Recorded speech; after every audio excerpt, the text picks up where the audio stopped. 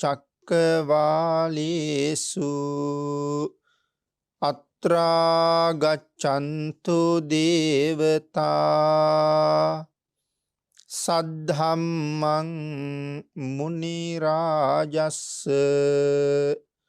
සුනන්තු සග්ග මොක්ඛදං ධම්මස්සවන කාලෝ අයං බදන්තා ධම්මස්සවන කාලෝ අයං බදන්තා ධම්මස්සවන කාලෝ අයං බදන්තා. සද්ධර්ම ශ්‍රාවක කාරුණික ගුණගරුක බෞද්ධ පින්නතුනි, බොහෝම ශ්‍රද්ධාවෙන් යුක්තව සියලු දෙනාම සූදානම් වෙන්නේ තිලෝගුරු ශාන්තිනායක සම්මා සම්බුදුරජාණන් වහන්සේ විසින් ලෝක සත්වයන් පිළිබඳව අසීමිත දයාවෙන් කරුණාවෙන් මෛත්‍රියෙන් යුක්තව අවබෝධ කරගෙන දේශනා කොට වදාළ පරම ගම්බීර වූ ශ්‍රී සද්ධර්ම රත්නයෙන් බොහෝම පුංචි කොටසක් දේශනා කරවගෙන ධර්ම ගෞරවය පෙරදරි කරගෙන දේශනාගත ධර්මය ශ්‍රවණය කරන්නත් එසේ ධර්ම ශ්‍රවණය කිරීමෙන් ලැබෙන අවවාද අනුශාසනා තම තමන්ගේ ජීවිතවලට එකතු කරගෙන වඩාත් නිවැරදි මෙලව ජීවිතයක් සකස් කර ගන්නත් නිවැරදි වුණ මෙලව ජීවිතයක් තුළින් සුගතිගාමී වූ පරලොව ආයති භවයකින් සැනසෙන්නත් අවසානයේ ප්‍රාර්ථනා කරන බෝධියෙන් සැප සහිත ප්‍රතිපදාවෙන් ඊටම ඉක්මන් භවයක උතුම් චතුරාර්ය සත්‍ය ධර්මය අවබෝධ කරගෙන මේ සංසාරයෙන් එතර වීමේ බලාපොරොත්තුවත් ඇතුව ඒ උතුම් බලාපොරොත්තු ප්‍රාර්ථනා එලෙසින්ම මුදුන්පත් කර ගැනීම සඳහා මේ උතුම් සද්ධර්ම දානානිසංසයත් ශ්‍රවණානිසංසයත් තම තමන්ගේ ජීවිතවල මෙතෙක් සිද්ධ කරගත්ත අන්‍ය වූ නොයෙකුත් කුසල කර්මයන්ගේ ආනුභාවයත් විශේෂයෙන් හේතු වේවා කියලා ප්‍රාර්ථනා කරමු. පින්නතුනි, අහනවා මොකද කාරණාව? ගඟේ වතුර බෙදා ගන්නට. භාග්‍යවතුන් වහන්සේ අහනවා ප්‍රශ්න තුනයි අහන්නේ. යුද්ධය ඉවරයි. මහරජවරුනි, ජලය කොච්චර වටිනවද? ස්වාමීනි, වටිනකමක් නැහැ ඒ තරම්. ඒ කාලේ ඒ තරම් ජලය තියෙනවා. ඉතින් මේ ගඟේ ජලය කියලා ඒ තරම් වටිනකමක් නැහැ. පඨවි ඉන්ද්‍රිය ජාතකයේ දේශනා කරලා භාග්‍යවතුන් වහන්සේ පැහැදිලි කරනවා මේ කම්කරුවනේ ගිහිල්ලා උ දෙගොල්ලන්ට මේ කීවේ ගැටුමක් ඇති වුණා කියලා. රජවරු හැටියට ඕගොල්ලෝ හොයලා බැලුවේ නෑනේ ගැටුම කොහොමද කියලා.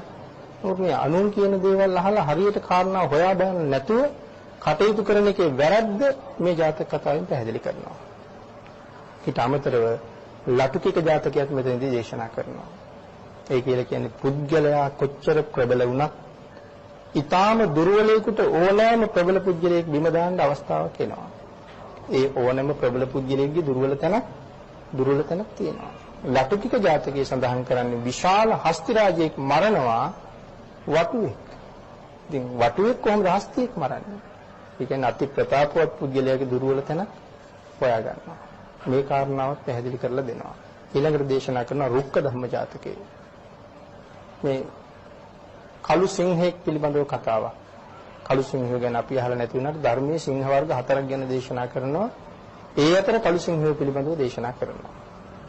ඒත් මේ සොයා බලන්නේ නැතුව ඇති කරගත්ත කලහය පිළිබඳව කතාවක්. මේ කාරණාව දේශනා කරලා වට්ටක ජාතකයක් දේශනා කරලා ජාතක කතා 5ක් මෙතන දේශනා කරනවා. මම ඒකයි මුලින් සඳහන් කළේ භාග්‍යවතුන් වහන්සේගේ දේශනාව මොන තරම් ධර්ම කාරණා වලින් පිරෙනවද කියලා. ඒ සියල්ලම දේශනා කරලා ඉවර වෙලා මේ දෙගොල්ලටම භාග්‍යවතුන් වහන්සේ අත්දණ්ඩ සූත්‍ර දේශනාව දේශනා කරනවා. මේ දේශනාව අහලා සමහර අය මගපල් ලබනවා. බොහෝම ප්‍රසාදයටපත් වෙනවා. සිද්ධාර්ථ ගෞතමයන් අපි දෙගොල්ලගෙම මුදුන් මල්කඩ. අපි ගාව හිටියානම් මේ වෙනකොට රජුන් දහසක් පිරිවරාගත්ත සක්විති රජෙක් මේ ඉන්නේ. අපි ගාව හිටියානම් අපි මෙයා පිරිවරාගත්ත අය. රජුන් දහසක් පිරිවරාගත්ත සක්විති රජෙක්. නමුත් අද සක්විති රජ අතහැරලා ගියා. නමුත් අද උන්වහන්සේ සක්විති රජ වුණා නම් සතර මහා දීපයට අධිපති විතරයි වෙන්නේ. නමුත් අද කොච්චරකට අධිපතිද? සක්වලවල් කෝටි ලක්ෂයකට අධිපති. සක්වලවල් කෝටි ලක්ෂයක් කියලා කියන්නේ සක්වලකට තියෙනවා ලෝක 31ක්. රූපී අරූපී බ්‍රහ්ම ලෝක 20යි, දිව්‍ය ලෝක 6යි, අපායවල 4යි, මනුෂ්‍ය ලෝක 1යි. 31යි. එක සක්වලකට පායන්නේ එක ඉරයි එක හඳයි. එහෙනම් අති උත්තමයන් වහන්සේගේ ආඥා ශේෂ්ත්‍රය ඇතුලේ ඉරවල් කෝටි ලක්ෂයක් පායනවා, හඳවල් කෝටි ලක්ෂයක් පායනවා. මේ තමයි රාජ්‍ය, සම්මා සම්බුද්ධ රාජ්‍ය. මේ තරම් අති උත්තමයන් වහන්සේ දැන් සම්මා සම්බුද්ධ රාජා. එහෙනම් අද අති උත්තමයන් වහන්සේ පෙරටු කරගෙන රජවරු සිටිය යුතුමයි කියලා තීරණය කරනවා.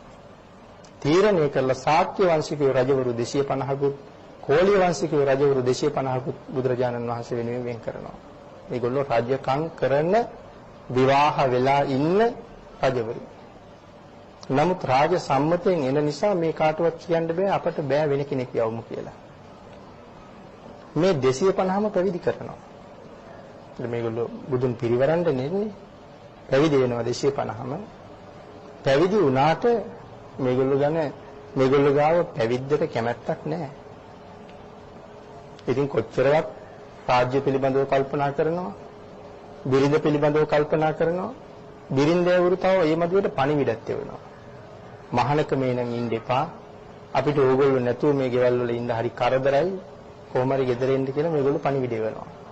එහෙම පණිවිඩ එවන්න තව ශාසනික ඇල්ම තව අඩු වෙනවා.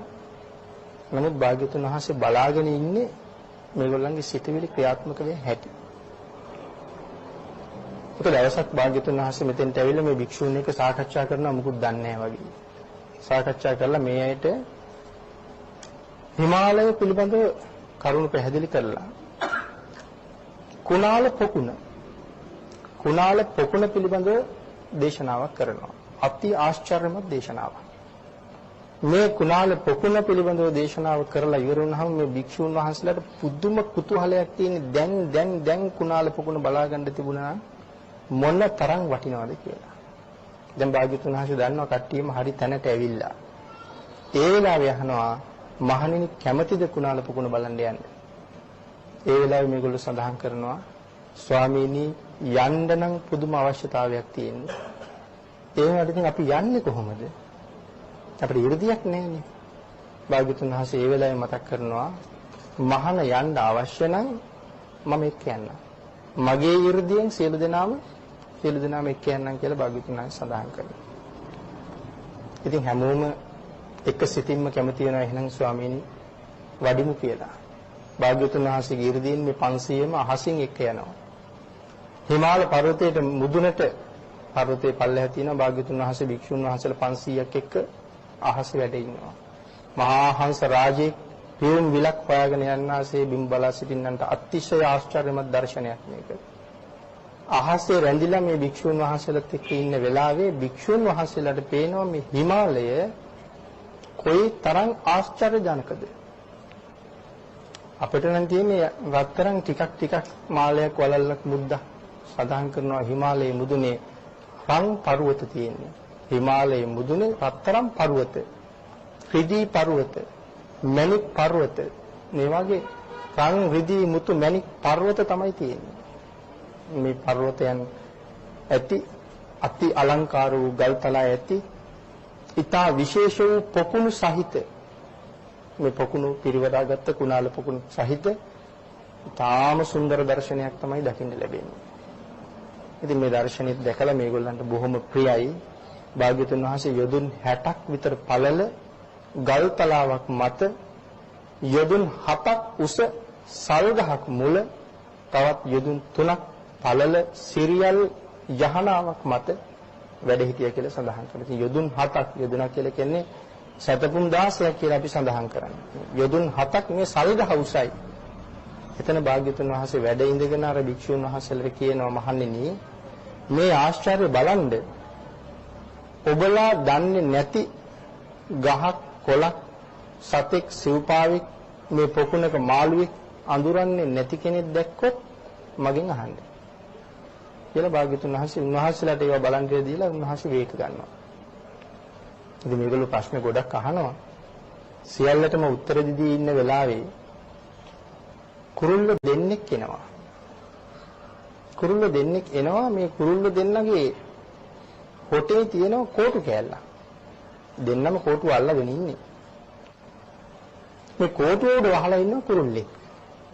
කියන්නේ කුරුල්ලා මේ කෝටුව උඩ නංගගෙන මේගොල්ලෝ යනවා. මේක දැකලා භික්ෂුන් වහන්සේලා අහනවා මහණෙනි ස්වාමීනි මේ කුරුල්ලා අනික් කුරුල්ලන්ගේ රජුරුව වෙන්නේ නේද කියලා ඇහුවා. මේ කුරුල්ලා වට කරගෙන ඉන්නවා කිරිල්ලියෝ 48 දෙනෙක්. යනකොට යන්නේ කිරිල්ලියෝ 4 දෙනෙක් යටින් යනවා, කිරිල්ලියෝ 4 දෙනෙක් උඩින් යනවා, කිරිල්ලියෝ 4 දෙනා දෙගොල්ලක් පිටුපසින් සහ ඉස්සරහින් යනවා, 4 දෙනා දෙපිරිසක් දෙපැත්තෙන් යනවා. එතකොට කිරිල්ලියෝ 48ක් විතර මෙත් එක යනවා. කැම අරගෙන යනවා කොටසක්. ඉතින් මේ රජ්ජුරුව වෙන්දයි මේගොල්ලෝ පිරිවරාගෙන යන්නේ. ඒ වෙලාවේ බුදුරජාණන් වහන්සේ පැහැදිලි කරනවා මහණෙනි ඔය වංශය මගේ වංශයක්. මගේ ප්‍රේමියක් ඔය තියෙන්නේ. අතීතයේ මමත් ඔතන හිටියා. මේ තමයි කුණාල සකුණ රාජා. කුණාල රෝල්ලන්ගේ රජුරු මේ ඉන්නේ. දැන් කුණාල සකුණ රාජා පිරිවරාගෙන එයාගේ පිරිස යනවා. හැබැයි මහණෙනි එදා ඕක මගේ ප්‍රවේණිය වෙලා මම මෙහි රජුරු වෙච්ච දවසේ ඒක ඊට වඩා ඉතාම ආශ්චර්යයි. මම අරගෙන මේ අගේ සේවක කුරුල්ල දෙන්න පියාඹනකොට කිරිල්ලියෝ 500ක් යටින් ගිල්ලෙනවා කියලා සඳහන් කරනවා. අපේ රජතුමා බැරි වෙලාවක් වැටුනොත් අපේ අත්තටු මත රැඳේවා කියලා. ඒ තරම් රජුරවන්ට ආදරෙයි. තව කිරිල්ලියෝ 500ක් උඩින් යනවා. ඒ යන්නේ රජුරවන්ට අවුව වැටෙන්න දෙන්නේ නැතුව. වැස්සොත් තෙමෙන්න දෙන්නේ නැතුව, අවුවෙන් පීඩා වෙන්න දෙන්නේ නැතුව තමයි මේ 500 අත්තටු හේතු වෙන්න තමයි පියාසර කරන්නේ. පියාඹන්නේ. තව 500ක් ඉස්සරහින් යනවා මේ කැලෑවේ ඉන්න සත්තු වල්ලන් ආපු වැඩි පුරුෂයෝ කොළු ගැටව් ගල් පොළු දාලා ගැහුවොත් රජුරවන්ට කරදර වෙයි කියලා අපි මරුණක් කමක් නැහැ රජු බේරෙන්න ඕන කියලා තමයි ඒ 500 ඉස්සරහින් යන්නේ.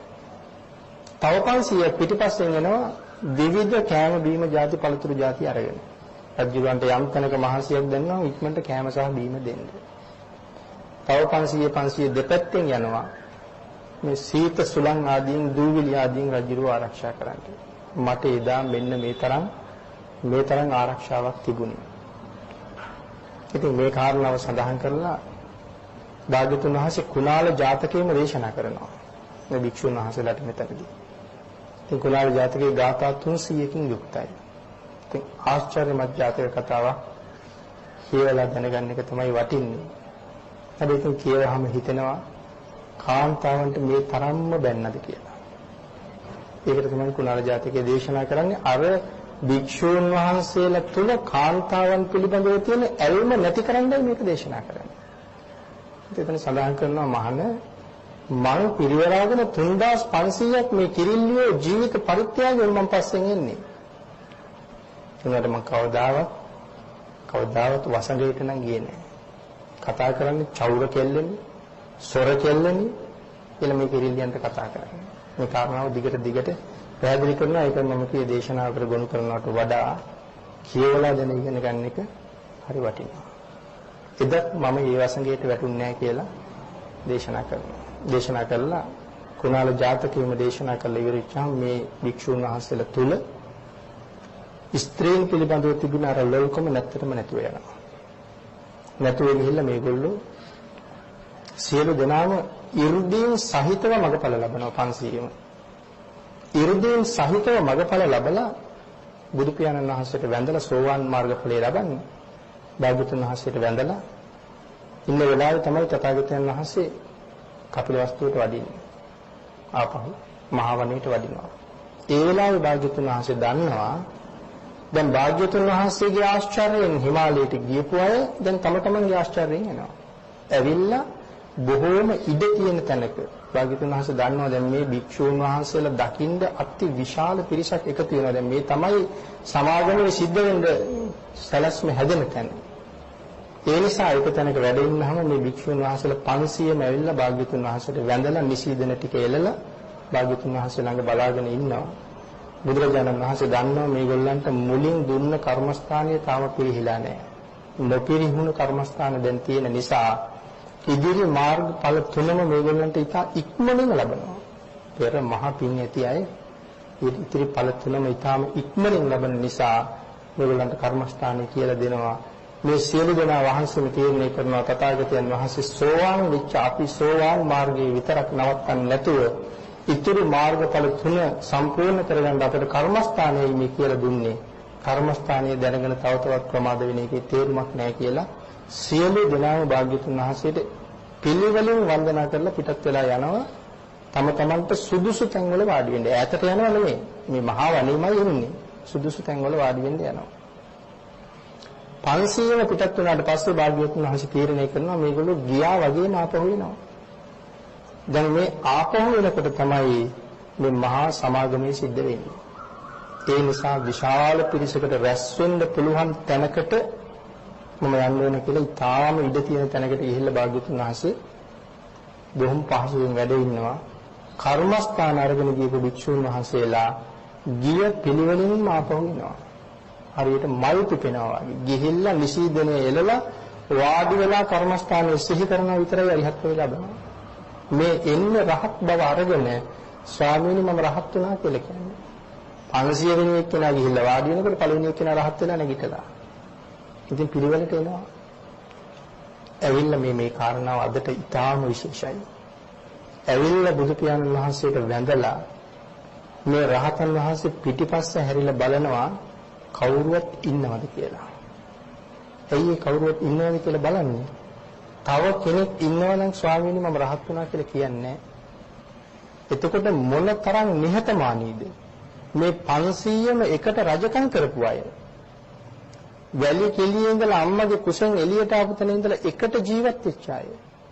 නමුත් Taman ලබාගත් උතුම් ඵලය කියන්න කැමති නෑ තව කෙනෙක් ඉන්න තැන. ඒකෙන් පැහැදිලි වෙනවා මේ ශාසනයේ අල්පේච්ඡතාවය කියන එක කොතනද තියෙන්නේ කියලා.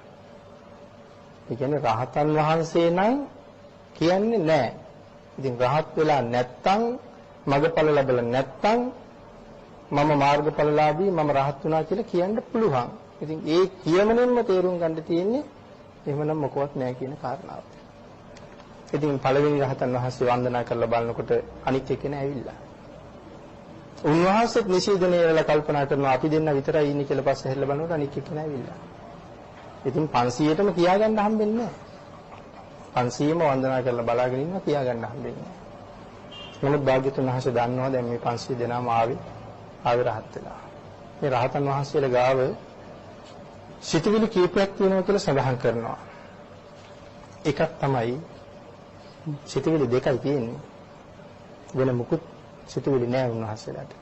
ඒ වෙලාවට කියන්නේ දිගට දරන සිතුවිලි දෙකයි තියෙන්නේ. එකක් තමයි මා ලැබූ අරිහත්වය. අනෙකුත් සියලුම සදේවක ලෝකයට වහ අවබෝධ වේවා කියන සිතුවිල්ල තියෙනවා. ඊළඟට නිධානයක් හම්බුන කෙනෙක් කවදාවත් කියන්නේ නැහැ මට නිධානයක් හම්බුණා කියලා. ඒ වගේ මම ලැබූ ඵලය වෙන කිසිවෙක් නොදැන ගනිත්වා. මේ තමයි සිතුවිලි දෙක. මම ලැබූ අරිහත්ත්වය අනිකුත් සියලුම සදේවක ලෝකයා වහ දැනගනිත්වා. නමුත් මා ලැබූ ඵලය වෙන කිසි කෙනෙක් නොදැන ගනිත්වා. මම රහත් වෙලා බව කවුරුවත් දැනගන්න එපා කියන සිතුවිල්ල තමයි තියෙන්නේ.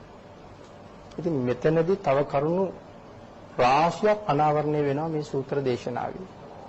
දැන් මේ භික්ෂූන් වහන්සේලා 500 බලන්න තමයි මේ මහා සමය එකතු වෙන්නේ. මේ 500 බලන්න. කොයි තරම් එකතු වෙනවද මේ පිරිස රහත් වෙනවා භාග්‍යතුන් වහන්සේ ගාවට එනකොට 10000ක් සක්වලවල දෙවියෝ එළියට බහිනවා. ඉතින් සක්වලවල 10000ක දෙවියෝ එළියට බහිනවා කියලා සඳහන් කරාම අති විශාල පිරිසක් රැස් වෙනවා. ඒ නිසා ඒක දැනගෙන තමයි භාග්‍යතුන් වහන්සේ ඉඩ ඇති තැනකට වැඩම කරන්නේ මේ පිරිසට රැස් වෙන්නේ. ඉතින් එහෙමනම් මේ 500ක් බුදුන් පිරිවරාගෙන හිටියේ මෙතන විතරද? එම වෙන තැන්වලත් භාග්‍යතුන් වහන්සේ නිරන්තර නිත්‍ය පරිවාර සේනාව 1250ක් නේ. ඇයි මේගොල්ලෝ ඒ පිරිස බලන්නේ එළියට බැස්සේ නැත්තේ? කියන ප්‍රශ්නේ එහෙනම් අපිට ඇති වෙන්න ඕනේ. මේ 500 අති විශේෂයි. ඒ කියන්නේ සියලුම වැඩ කටයුතු පසෙක දාලා දැක බලා වන්දනා කරගත යුතු 500ක් මෙතන ඉන්නේ. ඒ නිසානේ 10000ක් සක්වලවල් වලින් එළියට බහින්නේ ඒ දෙවිවරුන්ට වැඩ නැතුවද? වැඩ කියන්නේ ඒගොල්ලන්ට තියෙන අප්‍රමාණ වූ කාම සම්පත්. අපිට තියෙන වාගේ සම්පත් නෙමෙයි. ඒ සියලු සම්පත් අතහැරලා සතපුන් කෝටි ගණන් ඈත ඉඳලා මේ සක්වලවල් වල ඉඳලා මේ මංගල සක්වලේ මහා වනයේට එළඹෙන්නේ මොන තරම් විශේෂ කාරණාවක් හින්දාද? සඳහන් කරනවා මේ 500 ඒ තරම් ලස්සනයි කියලා. මේ රහතන් වහන්සේලා ඒ ලස්සනයි කියන ඇරෙන්න වර්ණනා කරන්න බෑ. ඒ තරම්ම ලස්සනයි ශාක්‍ය වංශිකේ කොළිය වංශිකේ. භාග්‍යවතුන් වහන්සේගේ ලස්සන කිසි කෙනෙකුට සඳහන් කරලා ඉවර බෑ. මුළු ජීවිත කාලෙම අතිඋත්තමයන් වහන්සේ දිහා බලාගෙන හිටියත් කාටවත් ඇති වෙලා නෙමෙයි මැරෙන්නේ. ඒ සිරුර බලලා මදි වෙලාමයි මැරෙන්නේ. ඒකනේ සමහර අය පැවිදි වුණේ රුව බලන්නම. රුව බලන්නම පැවිදිනේ ඒකයි. එහෙමනම් මහා මායා දේවියත් ලස්සන නැහැ. සුද්ධෝදන රජුත් ලස්සන නැහැ. මහා ප්‍රජාපති ගෞතමී දේවින් වහන්සේත් ලස්සන නැහැ. යසෝදරා දේවින් වහන්සේත් ලස්සන නැහැ. භාග්‍යවතුන් වහන්සේ විතරක් ලස්සන වුණාද? නෑ. එහෙනම් අම්මත් ලස්සන වෙන්න ඕනේ. තාත්තත් ලස්සන වෙන්න ඕනේ. අට කතාවේ පැහැදිලි කරනවා මේගොල්ලන්ගේ ලස්සන වර්ණනා කරන්නේ නැත්තේ වර්ණනා කරන්න වචන නැති හින්දා කියලා. මහා මායා කියලා නම තිබ්බේ ඒකයි. මායාවක්. අට කතාවේ පැහැදිලි කරනවා දකින්න කෙනාට පිස්සු හැදෙනවා කියලා. ඒකයි මහා මායා කියලා නම තියලා තියෙන්නේ. ඒ තරම් ලස්සනයි. ඉතින් මේ ලස්සන ඔයින් ඇරෙන්න වෙන වර්ණනා කරලා නැහැ. ඒ ටිකම වර්ණනා නොකර මහා මායා දේවින් වහන්සේ, යසෝදරා දේවින් වහන්සේ, සුද්ධෝදන රජතු, මහරජාණන් වහන්සේ ඇතුළු රාහුල කුමාරයන් වහන්සේ වර්ණනා නොකර ජනපද කල්යාණි වර්ණනා කරනවා. එහෙම වර්ණනා කරන්නේ අරාය වර්ණනා කරන්න බැරි හින්දා.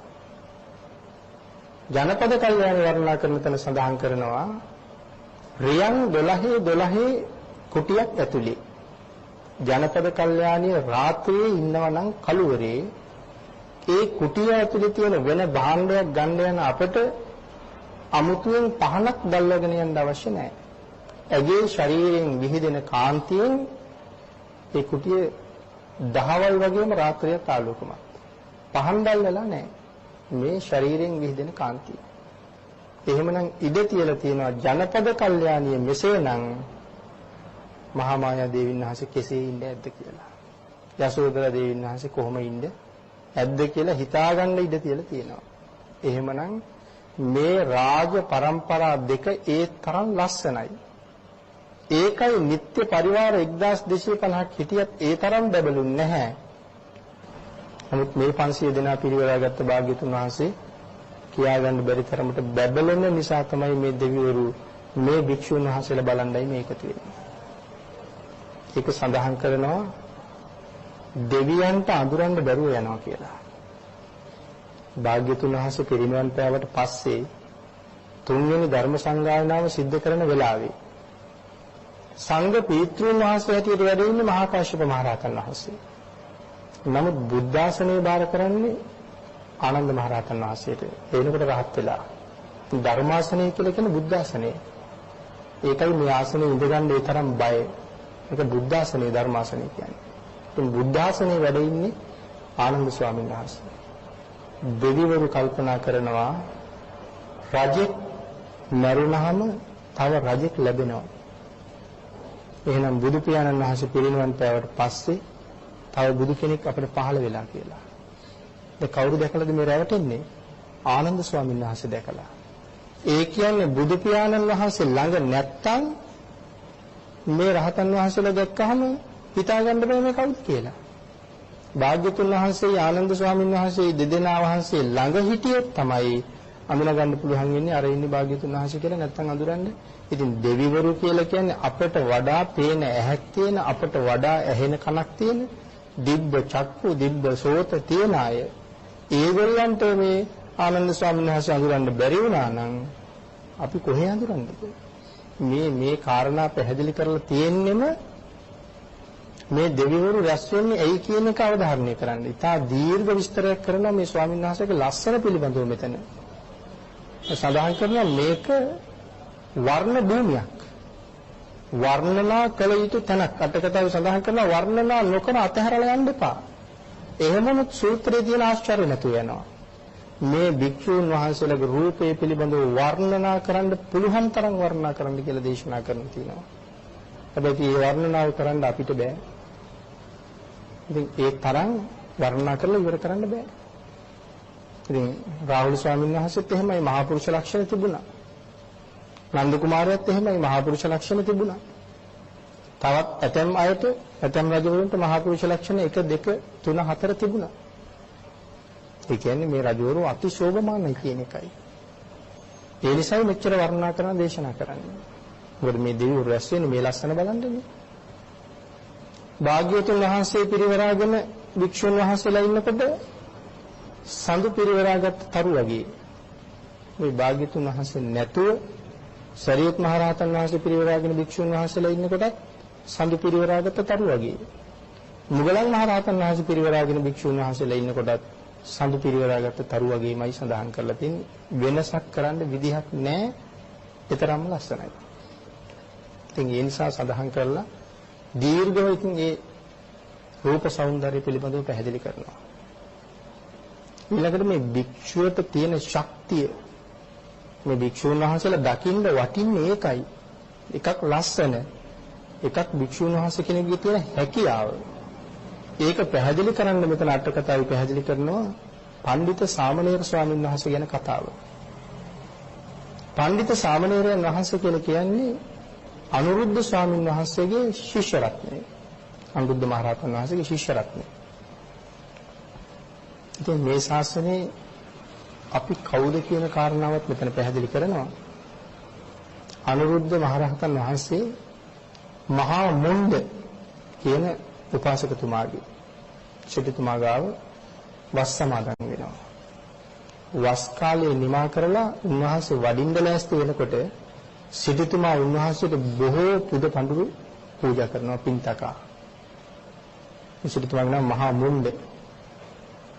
අනුරුද්ධ ස්වාමීන් වහන්සේ ඔක්කොම ප්‍රතික්ෂේප කරනවා. ගෙනියන්නේ නැහැ, පිළිගන්නවා, තියලා යනවා. අනේ ස්වාමීනි මේ තියලා ගිහිල්ලා මම මොකද මේවට කරන්නේ? ඔබ වහන්සේට අයිති දේවල් දැන්.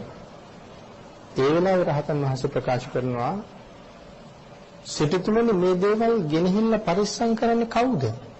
මේ තියෙන තෙල්, ගිතෙල් මට කැප නැහැ. මේවා පරිස්සම් කරන්න මට ගෝලෙක් නැහැ. එහෙම නැත්නම් සාමණේර ස්වාමීන් වහන්සේ නමක් හිටියොත් මේවා ගෙනහිල්ලා පරිස්සම් කරලා අවශ්‍ය වෙලාවල් වලට ගනි. නැත්නම් ඉතින් මං ගෙනහිල්ලා කොහොම පරිහරණය කරන්නද කියලා අහනවා. ඒ වෙලාවේ මේ සිටුවරයා කියන ස්වාමීනි ලොකු පුතා දෙන්නම ඔබ වහන්සේට ශිෂ්‍යයා හැටියට. ඒ වෙලාවේ රහතන් වහන්සේ ප්‍රකාශ කරනවා මට ලොකු පුතා එපා. දැන් දෙන්නම් කියලා පොරොන්දු වුණානේ. දැන් කියනවා ලොකු පුතා එපා. ලොකු පුතා එපා නම් පොඩි පුතා දෙන්න. දැන් මෙතන සඳහන් කළේ මම මේ සම්මා සම්බුද්ධ ශාසනයේ අපි කවුද කියලා හැඟෙන එක අපේට දැනුණාද? සිටුතුමාට කීවා මගේ මේ බඩු බාහිර ආදිය ටික බලා ගන්න. මට ගෝලෙක් නැහැ. අපිට කීවා එහෙමනම් අපි මොකද කරන්නේ? ස්වාමීනි දින කීපයක් කල් දෙන්න මම කවුරු හරි සේවකයෙක් හොයලා දෙන්නම්. නැත්නම් කැපකරුවෙක් කොහෙන් හරි හොයලා ගෙනත් දෙන්නම්. එක්ක දරුවෝ සලකන්නේ නැති කෙනෙක්. එහෙම නැත්නම් අම්මා අප්පා නැතුව අනාථව හැදෙන දරුවෙක් මම හොයලා ගෙනත් දෙන්නම් ඔබ වහන්සේට. අපි කියනවාද මේ දොස්තර විභාගේ පාස් කරලා රැකියාව ලැබෙනකන් ඉන්න මගේ පුතා, එහෙම නැත්නම් ඉංජිනේරු විභාගේ පාස් කරලා ආරක්ෂාව අපේක්ෂාවෙන් ඉන්න මගේ පුතා ඔබ වහන්සේට දෙන්නම් කැපකරු කළට කියලා. අපි එහෙම කියන්නේ නැහැ කවදාවත්. නමුත් සිටුතුමා කියලා කියන්නේ පුතු දෙන්නයි ඉන්නේ. මහා සුමනයි චූල සුමනයි. ගත් කටට කියන්නේ ස්වාමීනි ලොකු පුතා දෙන්නම්. මට ලොකු පුතා එපා කියනවා ස්වාමීනි. එහෙනම් පොඩි පුතා දෙන්නම්. මේ සිටුවරයාගේ සිටු පුතා දෙන්නේ. අය මේ වැඩ කරන්නේ සිටුමාලිගාවේ එහෙනම් වැඩකාරයෝ කොච්චර ඉන්නවද? වැඩකාරියන්ගේ දරුවෝ කොච්චර ඉන්නවද? කියන්නේ නැහැ අහවල් දාසිගේ පුතා දෙන්නම් හොඳයි උසයි මහතයි කියලා කියන්නේ නැහැ කොතනවත්. මගේ පුතා දෙන්නේ. ඉතින් සුමන සාමණේරයන් වහන්සේ බාර ගන්නවා. බාර අරගෙන කෙස් බානකොටම රහත් වෙනවා. මේ වඩින්නෙත් මේ සංසාරේ සම්බන්ධතාවය නිසා. මොකද අනුරුද්ධ ස්වාමීන් වහන්සේ ඊටාම දුගියෙක් වෙලා ඉපදිලා හිටියා. මේ දුගී ආත්ම භාවයේදී සුමන කියන සිටුවරයාගේ තනකොළ සිටුවරයාගේ අශ්වයන්ට තනකොළ කපලා තමයි ජීවත් වෙන්නේ. පසේ බුදු පියාණන් වහන්සේ නම මෙයාගේ පින දැකලා පින්ඩපාත වඩිනවා. සුමන සිටුවරයා හැමදාම මේ දන්සලක් දෙනවා. මේ දන්සලෙන් තමයි මේගොල්ලෝ කන්නේ අන්න භාර කියන දුගියා. දන්සලෙන් කන්නේ. එදා තනකොළ මිටිය අරගෙන එනකොට පසේ බුදු පියාණන් වහන්සේ මිදුලට වැඩලා තනකොළ මිටිය විසි කරලා දුවගෙන ගිහිල්ලා පාත්‍රයට බිල බැලුවා දානේ ලැබිලද කියලා. ස්වාමීනි තාම දන් ලැබුණ නෑ නේද කියලා ඇහුවා. ඒ වෙලාවේ නෑ කියන්නේ ලැබෙයි පුතේ කියලා කිව්වා. ඒ වෙලාවෙම ගෙට දුවලා ගිහින් බිරිඳගෙන් අහනවා මගේ කෑමක තියනවාද කිව්වා තියනවා කිව්වා. වහාම ගේන්න අපි වාගේ දුප්පතුන් සංසාරේ දුන්නේ නැති හින්දායි මේ දුප්පත්කම. අපිට දෙන්න කෙනෙක් ඉන්න වෙලාවේ දෙන්න දෙයක් නැහැ. දෙන්න දෙයක් තියෙන වෙලාවට දෙන්න කෙනෙක් නැහැ. අද ඒ වාග්ය උදා වෙලා තියෙනවා කියලා කෑමක හැමෙම අරගෙන දුවගෙන ඇවිල්ලා පාත්‍රය අරන් ගිහිල්ලා ඒ පාත්‍රයට දානික පූජා කරලා ගෙනහිල්ලා පසේ බුදු පියාණන් වහන්සේගේ අතට පාත්‍රය පිරිනමලා මෙයා එක ප්‍රාර්ථනාවයි කරන්නේ. ස්වාමීනි පෙර දුන්නේ නැති නිසා මම අද අනුන්ගෙන් කාලා ජීවත් වෙන්නේ. ඔබ වහන්සේට මේ දානේ දුන්න පිනෙන් සංසාර නිවන් දක්නා ජාති දක්වාම නෑ කියන වචනේ මට අහන්න ලැබෙන්න එපා කියලා. මේකයි ප්‍රාර්ථනාව. මම භාග්‍යතුන් වහන්සේ ආශිර්වාද කරන පුතේ ඔබේ පැතුමේ සීම මුදුන්පත් වේ. ඉතින් දෙවිලව තමයි එන්නේ. අපේ බුදු පියාණන් වහන්සේ පහළ වෙනකොට අමිතෝදන ශාක්‍යයන්ගේ පුතා හැටියට මහා නාම ශාක්‍යයන්ගේ පුතා අමිතෝදන ශාක්‍යයන්ගේ සහෝදරයා හැටියට උපදිනවා. ඒ නන්දක පැටලුණා වගේ හිතෙනවා. එසේ වෙතත් මේ තමයි සම්බන්ධය. ඒ එතකොට තමයි අනුරුද්ධ කුමාරයා. අනුරුද්ධ කුමාරයා දැන් ප්‍රාර්ථනා කළා නෑ කියන වචනේ මට අහන්න ලැබෙන්න එපා. ඉතින් දැන් හැදලා වැඩිලා අවුරුදු 8-10 වගේ වයස. මේ හරියට ආසයි ඔට්ටු දාන්න. සම වයස ළමයි ඔට්ටු දානවා. ඔට්ටු දාන්නේ සල්ලි මිල මුදල් නෙමෙයි. ඉතින් ඔට්ටු අල්ලන්නේ කැවුම්. කැවුම් තමයි ඔට්ටුව. පළවෙනි ඔට්ටුවත් පරාදයි, දෙවෙනි ඔට්ටුවත් පරාදයි, තුන්වෙනි ඔට්ටුවත් පරාදයි, හතරවෙනි ඔට්ටුවත් පරාදයි. පරදින්න අම්මට පණිවිඩය යවනවා කැවුම් එවන්න. හතරවෙනි පාර සේවකයා ගිහිල්ලා කැවුම් ගේන්න කිව්වා කියනවා කැවුම් නැහැ. අම්මා කියනවා කැවුම් නැහැනේ. සේවකයා ගිහිල්ලා කියනවා කුමරුනි කැවුම් නැහැ. නමුත් මෙයා දන්නේ නැහැ කියන වචනේ. එහෙනම් නැති කැවුම් ගේන්න කියනවා. අම්මා ඒ වෙලාවේ කල්පනා කරනවා මගේ පුතාට නෑ කියන වචනේ කොහොමද උගන්වන්නේ? රන්තලිය හොදලා තව රන්තලියකින් වහලා සේවකයාට කියනවා මේක ගෙනහිලා දීපන් පුතේ කියලා. එයා අරගෙන එනකොට දෙවිවරු දීර්ඝායුෂ්කයි. උන්වහන්සේ කල්පනා කරනවා කුමාරයාට කැවුම් නෑ. නමුත් අන්නදාර දුගියා පසේ බුදු පියාණන් වහන්සේට දාන පූජා කළ ප්‍රාර්ථනාවක් කළා නෑ කියන වචනේ අහන්න ලැබෙන්න එපා කියලා. භාග්‍යතුන් වහන්සේ ආශිර්වාද කළා පුතේ ඔබේ පැතුම ඉෂ්ට වෙයි කියලා. ඒක බොරු වෙනවනේ අද හිස්තලිය ගෙනහිල්ලා දුන්නොත්. දෙවිවරු 이르දිමේ වශයෙන් කන්තලිය කැවුම් වලින් කෙරෙව්වා. ගෙනහිල්ලා හිස්තලිය දෙනවා කුමාරයාගේ අතට. ඒ වෙලාවේ සඳහන් කරන තලිය අරිනකොටම කැවුම් වලින් හමාපු සුවඳ මුළු නගරේ මත් කළා කියලා. ඒ තරම් සුවඳයි කැවුම්.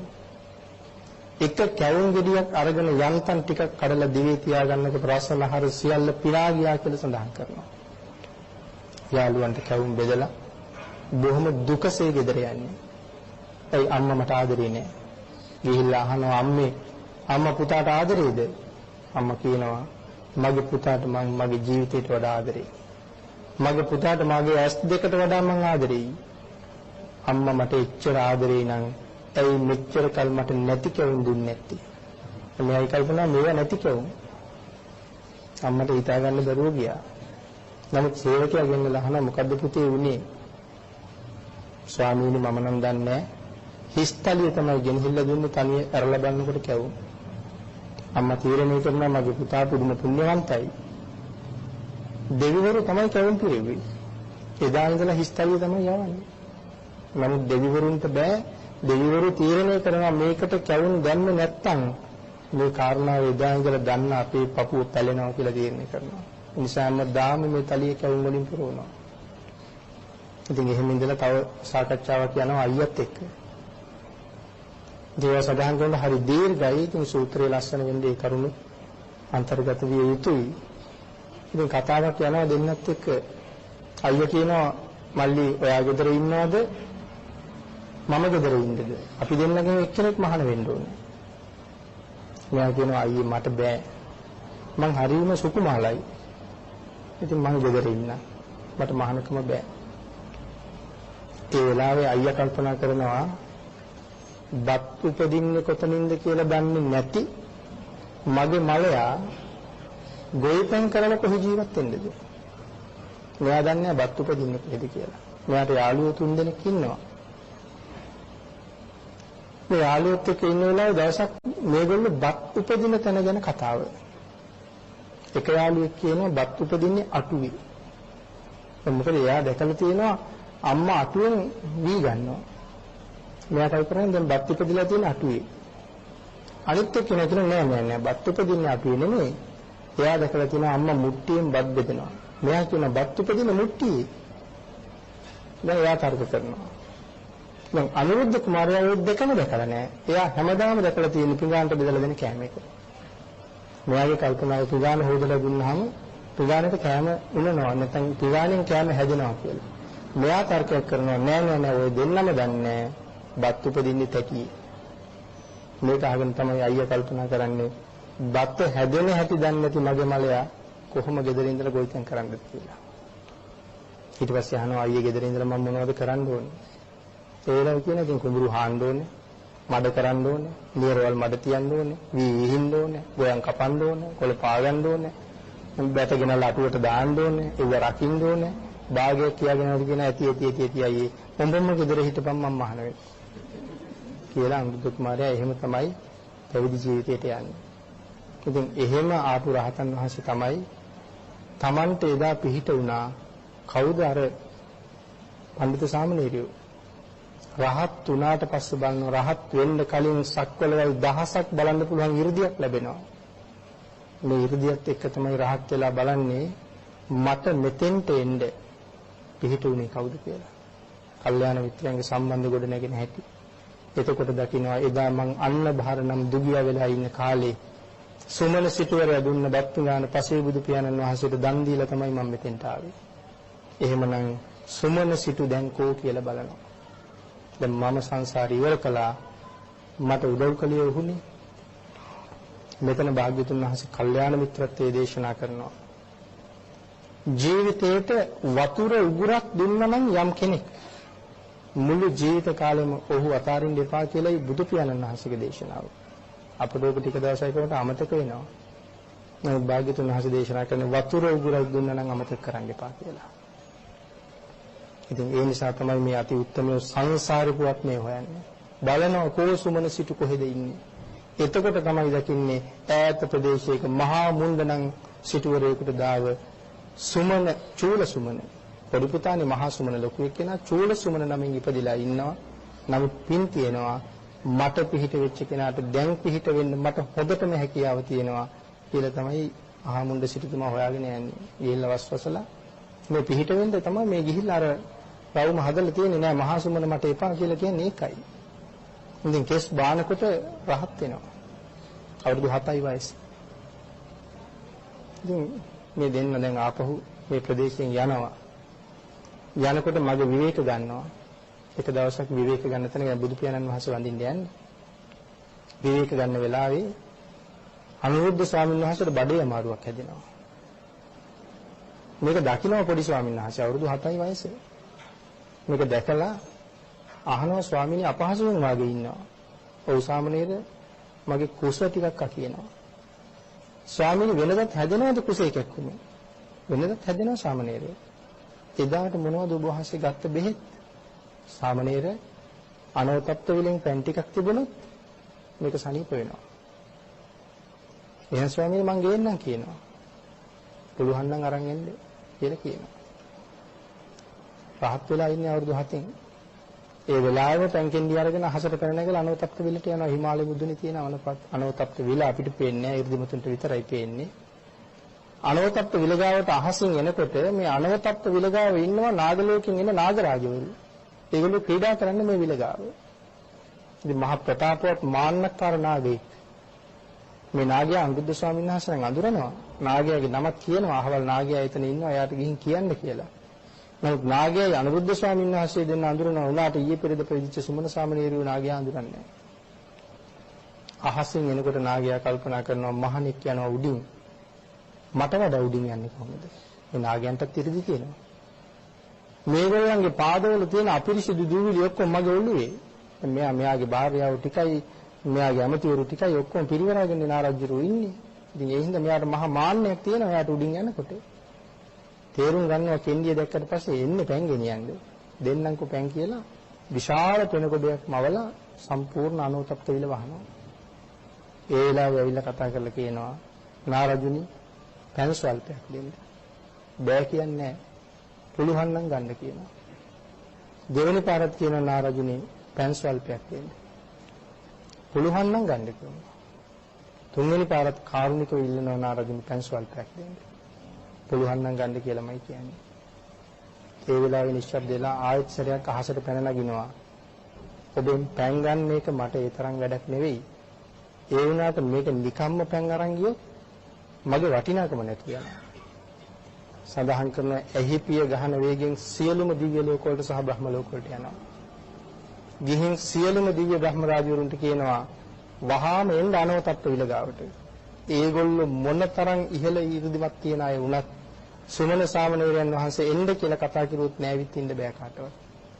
මේ සියලුම දිව්‍ය ලෝකවල දෙවිවරු සහ සියලුම දෙනා එළියට බහලා එනවා අනවතප්ත විලගාවට. දැන් මුළු අහසම දෙවියන්ගෙන් වැහිලා.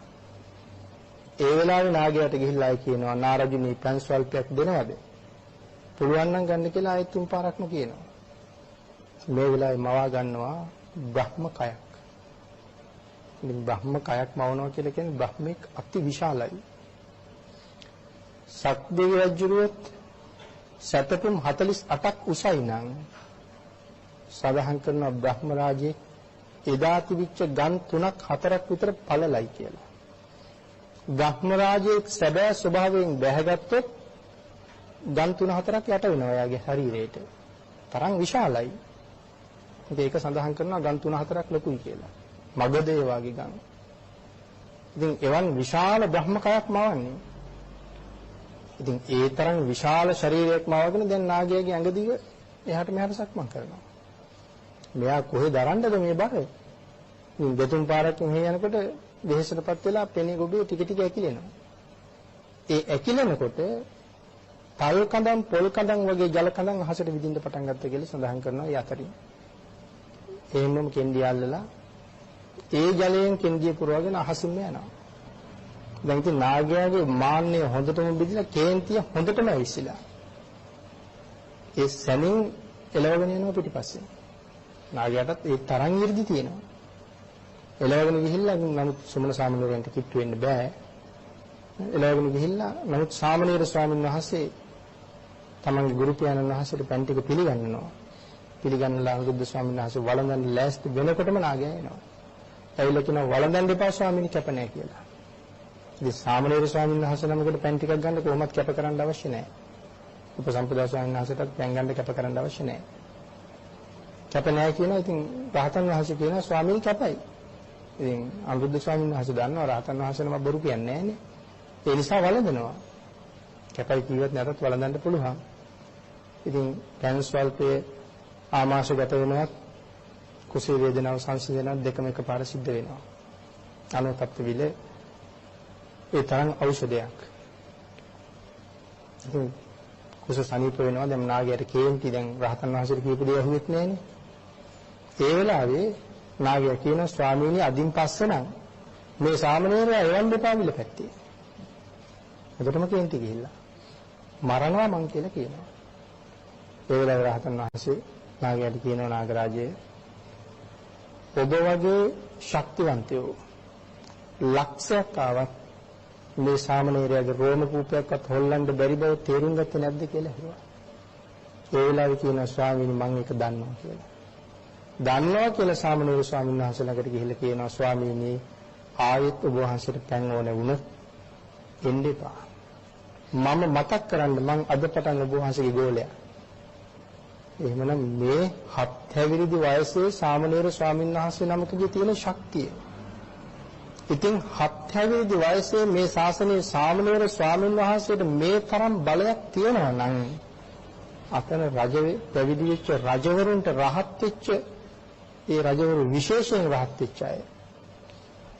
ඒගොල්ලන්ට මොනතරම් ශක්තියක් ඇද්ද?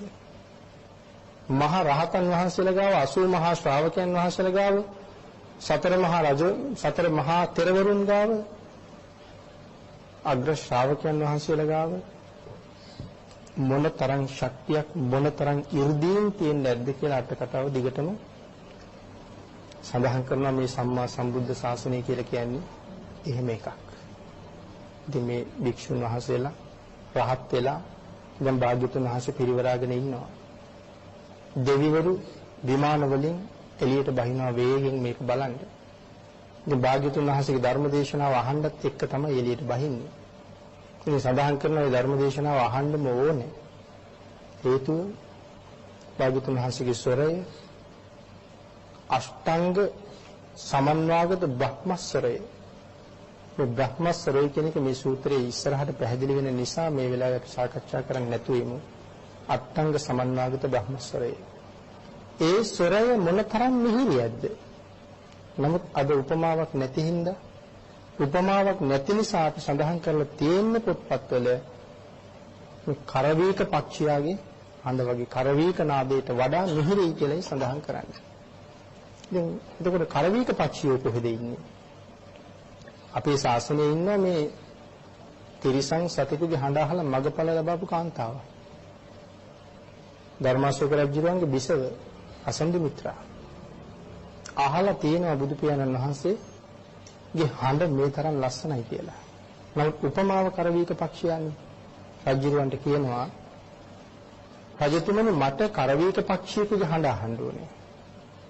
මෙයා හිමාලය විතරයි ඉන්නේ. පුංචි කුරුල්ලෙක්. අල්ලන්න බෑ. නමුත් මට මෙයාගේ හඬ අහන්න ඕනේ. ඉතින් රජුරෝ කොහොමද බිසවගේ ඉල්ලීම අතහරින්නේ නැහැ. මෙතන වෙනම කතා කරන්න ඕනේ ධර්මාශෝක රජුරෝ කියන්නේ කවුද කියලා. නමුත් අපි ඒක සාකච්ඡා කරන්නේ නැතුව ඉමු. ඒ තරම් පුදුම බලයක් 이르දියක් තියෙනවා. 이르දි කියලා කියන්නේ ශක්තිමත් ආඥාවක් තියෙනවා ධර්මාශෝක රජුරන්ට. තමා ඉදිරියෙන් ඇවිද යන තිරිසන් සතෙකුට ඔතන නවතින්න කීවොත් රජුරෝ ආය යන්න කියන එක යන්න බෑ. තරම් ආඥාවක්. ඒ නිසා කෙවිල්ලයක් ඕන නිසා රත්තරන් කූඩුවක් හදලා තමන්ගේ ආඥාවෙන් කූඩුව හිමාලයට යවනවා කියලා සඳහන් කරන්නේ. කූඩුව ගිහිල්ලා කෙලින්ම නතර වෙන්නේ කිරිල්ලියක් ගාව. මේ කුරවි කෙවිල්ල බලනවා මේ කූඩුව මංගාවට ආවේ කොහොමද? එයාට දැනෙනවා රටේ රජුගේ ආඥාව බව. ඉතින් කිරිල්ලිට ඉගිල්ලිලා ගියා නම් රජු ආපහු කිරිල්ලි හොයන්න යන්න නෙවෙයිනේ. නමුත් එහෙම ඉගිල්ලෙන්න බෑ ධර්මාශෝක රජුගේ ආඥාව ගාව. ඒ නිසා කිරිල්ලිට අකමැත්තෙන් නමුත් කූඩුවට යන්න සිද්ධ වෙනවා. මේ කිරිල්ලි කූඩුවට යනකොට කූඩුව ආපහු මාලිගාවට ගෙනියනවා. හැබැයි මෙයා ඉන්නේ තරහින්. කිරිල්ලි ඉන්නේ. ඒ නිසා මෙයා නිදි. කන්නේත් නැහැ බොන්නේත් නැහැ නිදි. ඉතින් රජුරන්ට හරි ප්‍රශ්නේ දැන් ආයෙ කෙනෙක් හොයන්නත් බෑ. කුරුළු විශේෂඥයෝ ගෙන්වෙව්වා. ගෙන්වලා ඇහුවා කොහොමද මේ කුරුල්ලා කෑ ගස්සන්නේ? මෙයා නැගිටින්නේ නැහැ නේ මෙහෙම හිටියොත් මැරෙයි. වෙන කුරුල්ලෙක් ගේනකන් ඉන්නත් බෑ මෙයා කන්නේ නැහැ. ඉතින් කුරුළු විශේෂඥයෝ කියනවා මෙයා කෑ ගස්සන්න නම් ඥාතීන් පෙන්වන්න ඕනේ. ඉතින් මේ මොකවත් නැති හින්දා තමයි ඥාතීන් දැක්කොත් කෑ ගහන්නේ. නැත්තම් මේ කුරුල්ලා කෑ ගහන්නේ නැහැ. ඊටාම කලාතුරකින් විශේෂ අවස්ථාවක කෑ ගහන්නේ. ඒ විශේෂ අවස්ථාවකින් අටකතාවේ හැටියට හිතන්න වෙනවා මීයඹ කාලේට විතරද කෑ ගහන්නේ කියලා. මොකද හිමාලයේ මීයඹ ඉදෙන්නේ. මීයඹ ඉදෙන කාලෙට මේ කුරුල්ලා ගිහිල්ලා අඹගෙඩිය වහලා අඹගෙඩිය පල්ලෙහාට කොටනවා. ඉදිච්ච අඹගෙඩියට. පැණි පිරීලා තියෙන්නේ. සිදුරු වෙච්ච ගමන් පැණි වැක්කිරලා යටින් අපි දන්නවනේ ගෙඩිය දිග නිරාගෙන ගිහිල්ලා පහළින් වැටෙනවා. අන්න ඒ වැටෙන පැණි වලට තුඩ තියලා පැණි උරා දීපු දවසට තමයි මම කෑ ගහන්නේ. ඒ පැණි බීලා තමයි කෑ ගහන්නේ. ඉතින් ඒකයි මේ අඹ කාලෙට විතරද දන්නේ නැහැ කෑ ගහන්නේ කියලා හිතෙන්නේ. ඉතින් කුරුළු විශේෂඥයෝ කියනවා දැන් එහෙම දේවල් නැති නිසා මෙයාගේ නෑදෑයෝ දැක්කොත් දැන් කෑ ගහනවා. තනි වෙලා අනින්නේ. ඉතින් නෑදෑයෝ හොයන්න වෙලාවක් නැහැ. නමුත් විශේෂඥයෝ කියනවා කැඩපත් කීපයක් ගෙනල්ලා දුන්නොත් අපි කෑ ගස්සමු කියලා. ඉතින් මෙයා නිදි කැඩපත් ටික වටේට තියලා කට්ටිය ටිකක් අයින් වෙනවා. ඉතින් සඳහන් කරනවා මේ කුරුල්ලෝ කෑ ගහනකොට මුවෙක් පිටිපස්සෙන් සිංහෙක් කෙලවගෙන යනවා නම් සිංහයා නතර වෙනවා. නතර වෙලා උස්සගත්ත පාදයේ බිම තියාගන්න බැරුව හඬට සවන් දෙනවා. පන බයේ දුවන මුවක් ඔසවාගත්ත පාදයේ බිම තියාගන්න බැරුව හඬට සවන් දීගෙන ඉන්නවා. ඒ තරම් හඬ. සාගරයේ පතුලෙන් ගංගා පතුලෙන් යන මාළුවෝ ජල තලයේ මතට ඇවිල්ලා ජල රැලි මත පීනනවා කියලා සඳහන් කරනවා මේ හඬ අහන්න. ගවයෝ අශ්වයෝ වගේ සත්තු තමන්ගේ කටින් කඩාගත්ත තනකොළ කට හපන්න බැරුව කට ඇරිලා තනකොළ ටික බිම වැටෙනවා ඒගොල්ලෝ දන්නේ නැහැ කියනවා. අම්මගේ ඇකේ ඉන්න දරුවෝ බිම වැටෙනවා අම්මා දන්නේ නැහැ කියලා සඳහන් කරනවා. අහසේ ඉගිල්ලෙන කුරුල්ලන්ට ඉගිල්ලෙන්න අමතක වෙලා අත්තටු විදාගත්ත අය විදාගෙනමයි ඔතාගත්ත අය ඔතාගතමයි අහස නතර වෙලා ඉන්නවා කියලා සඳහන් කරනවා. මේ හඬ ඒ තරම් හඬ. ඉතින් අසන්දි මිත්‍රා බලනවා මෙයා දැන් කොයි වෙලාවෙ හරි කෑ ගහනවා. මේ කිරිල්ල එළිය උස්සලා බලහම වටේටම නෑ දැයි. සතුට වැඩි වෙනවා ඒත් එක්කම කෑ ගහනවා. සඳහන් කරනවා මුළු පළලුත් නුවරම මත් වුණා කියලා. අසන්දි මිත්‍රා කල්පනා කරනවා මේ තිරිසනාගේ හඬ මෙච්චර ලස්සන නම් මගේ සම්මා සම්බුදු පියාණන් වහන්සේගේ අෂ්ටාංග සමන්වාගත බ්‍රහ්මස්වරය මේ ලෝක ධාතුව මොනතරම් මිහිරෙන් අලවෙන්නේ නැද්ද කියලා. ඒ ප්‍රීතිය හදවතේ වැඩෙනවත් එක්කම අසන්දි මිත්‍රා මගපල් ලබනවා. සෝවාන් වෙනවා. ඉතින් භාග්‍යතුන් වහන්සේ අන්න එවන් අතිශයින් මිහිරි හඬකින් තමයි අර භික්ෂුන් වහන්සේලා 500 ආමන්ත්‍රණය කරන්න ලෑස්ති වෙන්නේ මේ හඬ අහන්න. ශ්‍රී මුඛ ධාතුව විවර වෙන හැටි බලන්න තමයි මේ දෙවිවරු පිරෙන්න පටන් ගන්නවා. ඉතින් සඳහන් කරනවා බඳු වද මල් පෙති කියලා. ඉතින් අපි දන්නේ නැහැ බඳු වද මොනවද කියලා. ඒ පෙති ඊටාම රක්ත වර්ණයෙන් යුක්තයි. ඉතින් භාග්‍යතුන් වහන්සේගේ මේ තොල් පෙති වලට දෙන උපමාව තමයි බඳු වද මල් පෙති වලට වඩා රත්තරන් අලංකාර වූ නෙළුම් පෙත්තක් මහලොල් පෙත්තක් තරමට සිනිදු සහ සිවුම් වූ අපේ වගේ පළල නෑ ලොකු ඝනකමක් නෑ උන්වහන්සේගේ ජීවහා ධාතුව. සිවුම් වූ මේ ජීවහා ධාතුව සුදු සඳරස් වගේ රශ්මි ධාරා විවර වෙච්ච ගමන් මේ දන්ත ධාතුන් වහන්සේලා 40ම එළියට එන්න පටන් ගන්නවා. එහෙනම් මුළු වනාන්තරයේ මේ සුදු එළියෙන් ආලෝකමත් වෙන්න පටන් ගන්නවා. ඒත් සමගම මුඛ පියුමෙන් හඹන්නා වූ නිල් මහ නිල් මල් සුවඳින් මුළු මහ වනයේම පිරෙන්න පටන් ගන්නවා. මේ වගේ කරුණ ඔක්කොම දැක ගන්න තමයි මේ දෙවිවරු මෙතෙන්ට පිරෙන්නේ. එහෙම පිරෙන දෙවිවරු දිගින් දිගට එන්න පටන් ගන්නවා. සීමාවක් නැහැ දෙවිවරුන්ගේ පැමිණීම. ඉතින් අපි වර්ණනා කරන්න තියෙන කොටස මදකින් නතර කරලා අපි එකකින් සීමා කරමු කිව්වා. එහෙනම් මේ දෙවිවරු දැන් එළියට බහින්න පටන් ගන්න තියෙන්නේ. ධර්මදේශනාවට තියෙන කාලයත් නිමා වෙලා තියෙන නිසා ඊළඟ දේශනාවේදී භාග්‍යවතුන් වහන්සේ කොයි විදිහටද මහා බ්‍රහ්ම රාජයෝ 4 දිනක් එනවා මෙතෙන්ට අපි වෙනම ගාථා 4කින් භාග්‍යවතුන් වහන්සේට ආමන්ත්‍රණය කරමු කියලා. ඒ ගාථා 4න් ආමන්ත්‍රණය කරන තැන ඉඳලා ඊළඟ දේශනාවේදී අපි දේශනාව ආරම්භ කරන්න කල්පනා කරමින් මේ තරම් ආශ්චර්යමත් වූ තථාගතයන් වහන්සේගේ මේ අති උතුම් සූත්‍ර දේශනාවේ නිදහණය සහ ඊට සම්බන්ධ ධර්ම සාගරයක්සේ පිරෙන තථාගතයන් වහන්සේගේ එක ධර්ම දේශනාවක්. ඒ සඳහා අපි මේ කරුණු කීපයක් එකතු කළේ මෙතරමටම ඒ භාග්‍යතුන් වහන්සේගේ දේශනාව මෙතරමටම නෙමෙයි. ඒ භාග්‍යතුන් වහන්සේගේ දේශනාව අතිශය ධර්ම කාරණා වලින් පිරීලා තියෙනවා. ඒක සඳහන් කරනවා ඇල්ලක් ගලනවා වගේ කියලා දේශනාව පටන් ගත්තාම ධර්මයේම තමයි හැම වචනයක්ම ශ්‍රී මුක ධාතුවෙන් ගලා හැලෙන හැම වචනයක්ම චතුරාර්ය සත්‍ය ධර්මයේ කුළුගන් වෙන වචනය. ඉතින් සමහර කෙනෙක් අහනවා මේ ඔබ වහන්සේලා ධර්ම දේශනා නම් කරනවා තමයි ඒකට චතුරාර්ය සත්‍ය ගැන කියන්නේ නැහැ නේ කියලා. ඉතින් භාග්‍යවතුන් වහන්සේගේ ධර්මයේ හැම වචනයකම චතුරාර්ය සත්‍ය ධර්මයේ තමයි තියෙන්නේ. ඒක අවබෝධ කරගන්නයි තියෙන්නේ. එක වචනයක් ප්‍රමාණවත් රහත් වෙන්නේ. දාරුචීරිය රහත් වෙන්නේ වචන දෙකයි අහන්නේ. ඉතින් මේ එක වචනයක තියෙනවා අපි සංසාරයෙන් එළියට අරන් යන ක්‍රමය. එහෙමනම් ඒ අති උත්තමයන් වහන්සේගේ දේශනාව මොනතරම් දහම් සාගරයකින් පොහොසත් ඇද්ද? ඒ නිසා මෙතෙක් වේලා සද්ධර්ම ශ්‍රවණය කරපු පිරිස හරි වීර්යවන්ත පිරිසක්. ඔබ වාඩි වෙලා සද්ධර්ම ශ්‍රවණය කරනවා කියන එක මම හිතන්නේ එක දිගටම වාඩි වෙලා ඉන්නකොට වීර්ය වඩනවා කියන එක හරි අමාරු වැඩක්. ආරභත, නික්කමත, යොමුත ආරම්භන්න පුළුවන්. මගට පවත්වාගෙන යනකොට ඒ වීර්ය බිඳෙනවා. අගට මොකවත් නැහැ. නමුත් අපි මේ පිරිස ආරම්භුවා වගේම මුලත් මැදත් අගත් ආගෙන හිටියේ සංසාරේ භාග්‍යතුන් වහන්සේ දැකලා තියෙන පුරුද්ද නිසා. ඒකටයි මේ ශක්තිය අපට එන්නේ.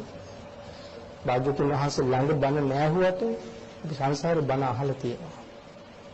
අපිට භාග්‍යතුන් වහන්සේගේ දේශනාව අපි වෙන සතෙක් වෙලා හරි අහන්න ඇති. ඒ පුරුද්ද තියෙන නිසායි අපිට මේ පටන් ගත්ත වීර්යයෙන් ඒ විදිහටම බණ අහන්න පුළුවන් වෙන්නේ.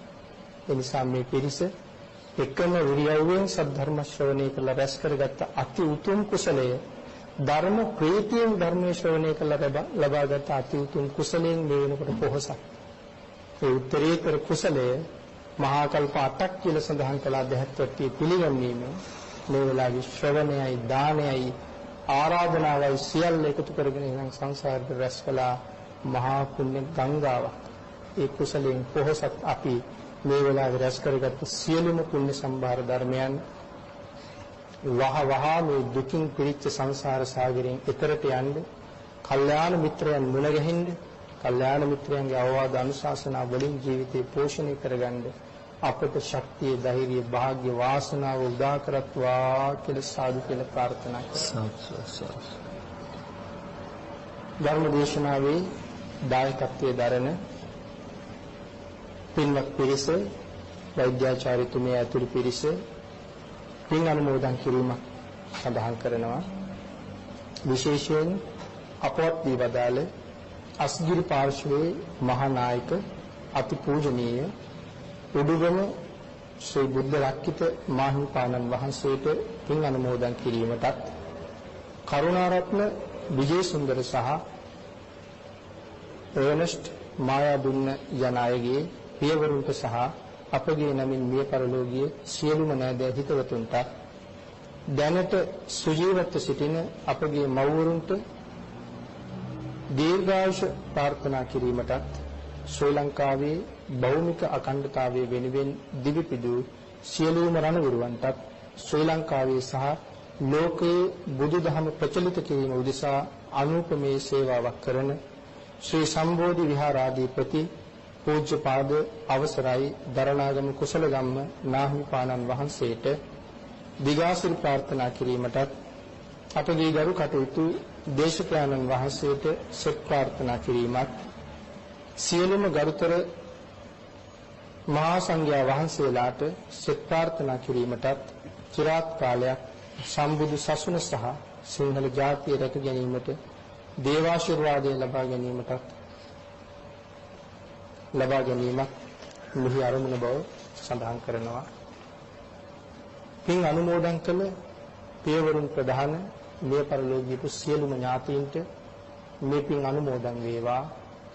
මේ වගේම මේ ශ්‍රේෂ්ඨ මනුෂ්‍ය ජීවිතය මේ උතුම් බුද්ධ ශාසනය තුල නිවන සොයා යන ගමනට අපට ජීවිතේ දන් දුන්න ආදරණීය මෑණිවරුන් දෙදෙනාට මේ රැස් කරගත් කුසලයෙන් ආශිර්වාද කරන්න පින් අනුමෝදන් කරමින් ආශිර්වාද කළ සියලුම දෙනාට රත්නත්‍රි ආශිර්වාදයේ ලැබේවා. පින් අනුමෝදන් කළ සියලු දෙනාට රැස් කරගත් පින් අනුමෝදන් වේවා. ඒ සියලු දෙනාටම කරන කියන කටයුතු, රැකී ආරක්ෂා කටයුතු, ගොවිතැන්පත් කටයුතු, වෙළහෙළඳාම් කටයුතු, අධ්‍යාපන කටයුතු ආදී මේ සියලුම කටයුතු ਸਰව ප්‍රකාරයෙන් සාර්ථක කරගන්න ශක්තිය, ධෛර්යය, වාග්ය, වාසනාව සද්ධර්ම ශ්‍රවණය කළ ඔබ සියලු දෙනාටම ලංකා වාසී, ලෝක වාසී සද්ධර්ම ශ්‍රාවක සියලු දෙනාටම මේ කුසලයාගේ බලයෙන්, ශක්තියෙන්, රත්නත්‍රේ ආශිර්වාදයෙන් මේ සියල්ල දියුණු පවුණු වේවා. ඒ වගේම කල්යාණ මිත්‍රත්වයෙන් අපට ආශිර්වාද කරපු නිසා තථාගතයන් වහන්සේගේ අති උතුම් ශ්‍රී සද්ධර්ම රත්නය අපේ ශක්ති ප්‍රමාණයෙන් ලෝකයට නිවැරදිව දේශනා කරන්න අති උතුම් ශ්‍රී සද්ධර්ම රත්නයෙන් පෝෂණය කරන්නා වූ දයාවරණීය ගුරු පියවරුන් දෙදෙනාටත්, ඒ දෙදෙනාගේ දෙමව්පියන්ටත්, දූ දරුවන්ටත් මා රැස් කරගත්තා වූ අති උතුම් ධර්ම දානමය කුසලයේ මාගේ දෙමව්පියන්ටත්, සහෝදර සහෝදරියන්ටත් පැවිදි ජීවිත සුරක්ෂිත කරන්ට යෙදුන පැවිදි ආචාර්යවරුන් සියලු දෙනාටමත්, ශිල්ප ශාස්ත්‍ර කියලා දුන්න ගුරු පියවරුන් සියලු දෙනාටමත් සිව්පසයෙන් අපෝපස්ථාන කරන සියලුම දායක කාරකාදී පින්තුන්ටත් අනුමෝදන් කරනවා. මා රැස් කරගත් අති උතුම් කුසලයේ දරණාගම අවසරයි නායක ස්වාමීන් වහන්සේ ඇතුළු සද්ධර්ම ශ්‍රවණය කළ මේ පින්කම සිදු කරගන්න අවස්ථාව උදා කරලා දුන්නේ දොස්තර මහත්මිය ඇතුළු පවුලේ සියලු දෙනාටම මා රැස් කරගත්තා වූ ධර්ම දානමය පින්කම අනුමෝදන් කරවමින් මාත් සමග මේ ස්ථානයට උදේ කාලයේ පටන් පැමිණෙමින් මෙතෙක් වේලා තමන්ගේ කාලයේ මිඩංගු කරමින් සිටින රාජකරණා ගුරු පියාණන්ටත්, කල්යාණ මිත්‍ර සහෝදරයාටත් අනුමෝදන් කරවමින් සම්‍යක් දෘෂ්ටික දිව්‍ය බ්‍රහ්ම රාජවරුන්ටත් ඒ කුසල අනුමෝදන් කරවමින් ඔබ අප සියලු දෙනාටම ඊ타ම ඉක්මන් භවයක, ඊ타මත්ම කෙටි කාලයකින් සුඛ සහගත ප්‍රතිපදාවෙන් ආර්ය සත්‍ය අවබෝධයෙන් සැනසෙන්න මේ පුණ්‍ය ධර්මයන් ඒකාන්ත වූ පාරමිතාවක් වේවා කියලා ප්‍රාර්ථනා කරමි.